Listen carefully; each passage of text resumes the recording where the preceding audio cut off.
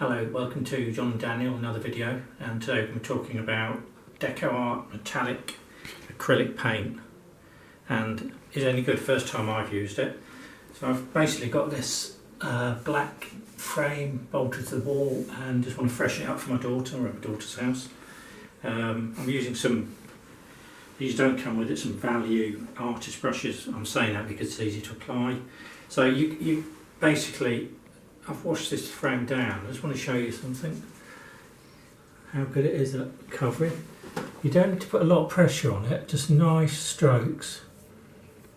And it's a little bit translucent to start with, but it certainly does cover.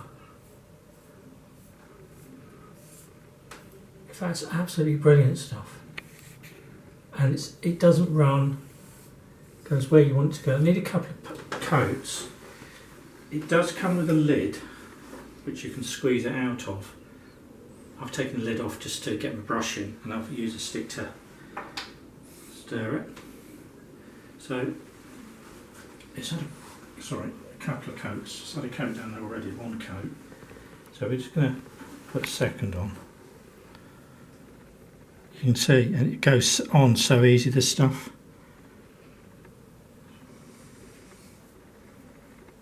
And if you look at that from distance, I find, and the first time I've ever used this stuff, just let the brush, don't put any pressure on the brush, just virtually let it glide onto it. So this is black, and you can see how it's covering it really easy. And so these do these in a range from silver to, I think you just got to put a couple of coats on, there's 2 or 3, and it really does. You can see how it would lift something if you were upcycling something like that. And I think this was £5 or £6. It does go a long way. I'd give this 10 out of 10. It's 59mm. It's about £7 off Amazon. We'll put a link to it on the website.